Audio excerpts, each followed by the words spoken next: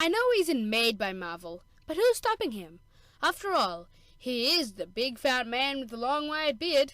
Cue the intro.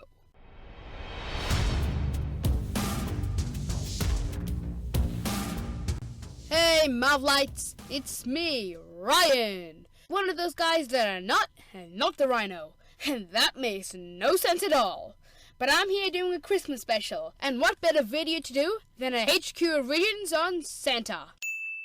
Probably not the Santa you're thinking of. Well, it could be. But the one I'm going to be introducing you to is the one that's kinda owned by Marvel. But just letting you know, I know he isn't made by Marvel or completely owned by them, but he still has appearances in the comics. Yes, he is just as you should know him. Big, fat, has a big white beard, don't forget the legs. And that was actually a pretty good drawing, apart from the fact that it looks like a total psychopath. Well, I just spoiled your childhood. Expect to see him in cinemas soon.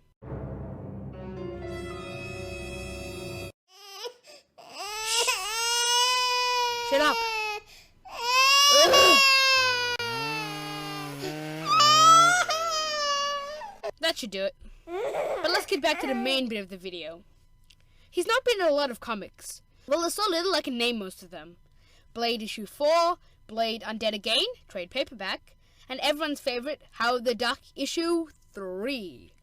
Pretty much, as you learned in Marvelite kindergarten, this is Blade, and this is Santa.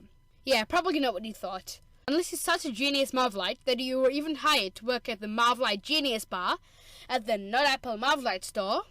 His real name is None. Well, unknown. And he first appeared in Strange Tales 34, but mainly the Marvel Holiday Special. Santa Claus helped in World War II alongside Nick Fury, Captain America, and everyone's favorite Civil War starter, Bucky. Years later, he was detected by Cerebro, the X-Men's mutant detector machine thing. How it works will be explained in another video, but enough foreshadowing for now. Back to the story. Cerebro found what was said to be the most powerful mutant ever registered, and it was in New York's Rockefeller Center. And guess who else saw it? Yeah, obviously, the Brotherhood of Evil Mutants. They both tracked down the mutant, and then you know what happens in pretty much all of the X-Men comics and movies? Yeah, they have a big fight. The X-Men vs. the Brotherhood of Evil Mutants. It eventually ends when Father Christmas himself briefly transformed the evil Brotherhood into inanimate toys. Then he teleported the X-Men away, erased all their memories of the fight, and gifted the city with a beautiful snowfall. But there have been other Santas, not including the real one.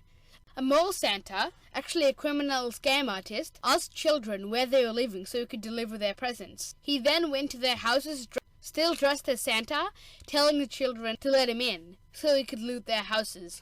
Eventually, my enemy, Spider-Man, learnt about this and encountered the thief, who fled to the roof, where the real Santa Claus, angry at the theft, scared him into giving up crime before Spider-Man even arrived.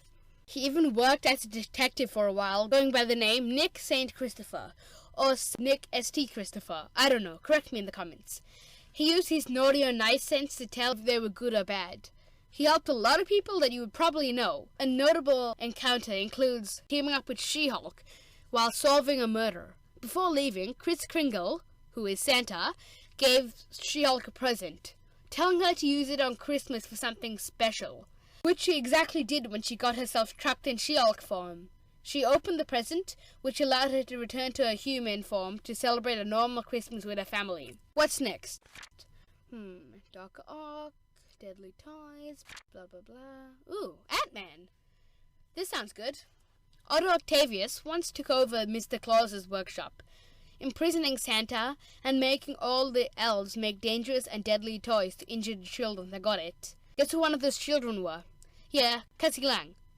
Scott Lang, her father, also known as the second Ant-Man, destroyed the toy and went to the North Pole to confront Santa. There, he faced off with Doc Ock and shrank him down to the same size to battle it out. Meanwhile, Santa managed to break free and returned both of them to their normal size.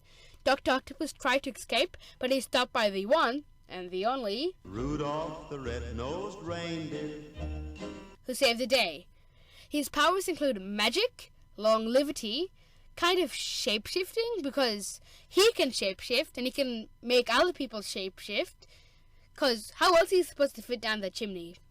He is fireproof, he has levitation, can change the size of other objects, can teleport around the world, can generate snow, and determine who's being naughty or nice. He's making a list and checking it twice.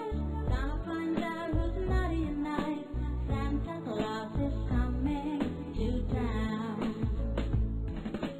Because he knows when you're sleeping, and he knows when you're awake.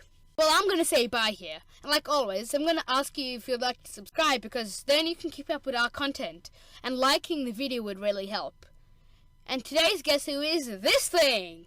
Don't include the Christmas hat or the candy cane. Last week's answers were Groot head, Hawkeye body, arms and bow, and Iron Man legs. Good luck with this week's one. Have a Merry Christmas and a Happy New Year. Or as I like to say it, a Happy Christmas and a Merry New Year. Or just Happy Holidays. Bye.